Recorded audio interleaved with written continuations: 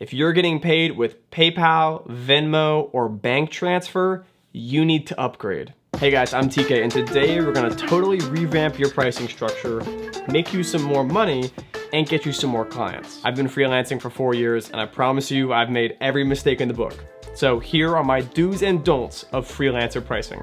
Let's start at the don'ts. Don't price hourly. It's really hard to track, it's confusing for clients, and it's much harder to sell in larger projects when you're doing hourly pricing. If your client is confused about how much you cost exactly, it's really bad for you. It makes it hard for them to want to sign on. Do not give the client any budget stuff until you fully understand the project. Some questions to ask might be, how big is the scope? How many deliverables do you need? And how quickly do you need it done? Now, if your product is like Instagram posts or something like consulting, where your time is made very clear on paper, then that's okay, you can do rate sheets. But for anything creative or for larger consulting projects, you're gonna always want to fully understand the project before you price. Hey, this is Taylor from Later here. I think if you've got a tiered pricing structure, 1, 2, 3, that goes up in scale, that's awesome. But it's still really tricky if you give that out first and then the client picks your lowest option, even though the work they're asking for is much more than what they're willing to pay. Let's get back to the video. Clients aren't mean, but they're going to try and save money if they can. It's our job to value our work and fully understand the project before we give them information. All right, here are my freelance pricing do's. Do use a day rate to price out your project. Day rates are really great for client transparency. They scale up and down nicely for project scope, and it makes it really easy for a client to sign on if they can see a flat rate. Brings me to the next thing.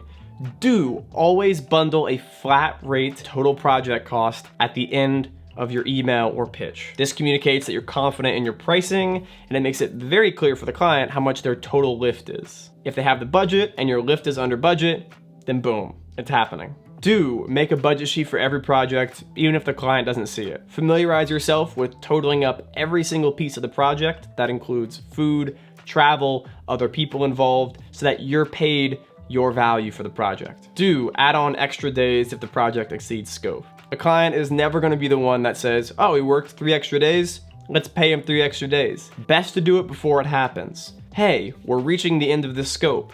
Do you mind if I add on another budget and total it all up at the end?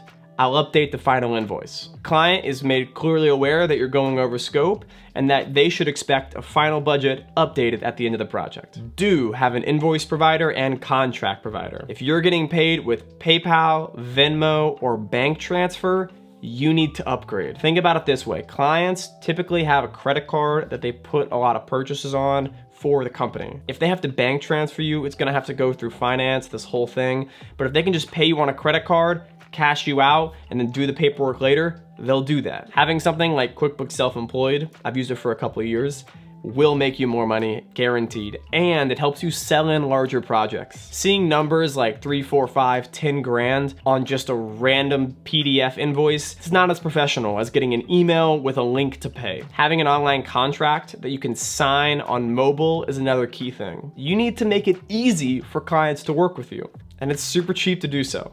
Thank you so much for watching. If that helped you, please drop a thumbs up, subscribe, and I'll see you in the next one.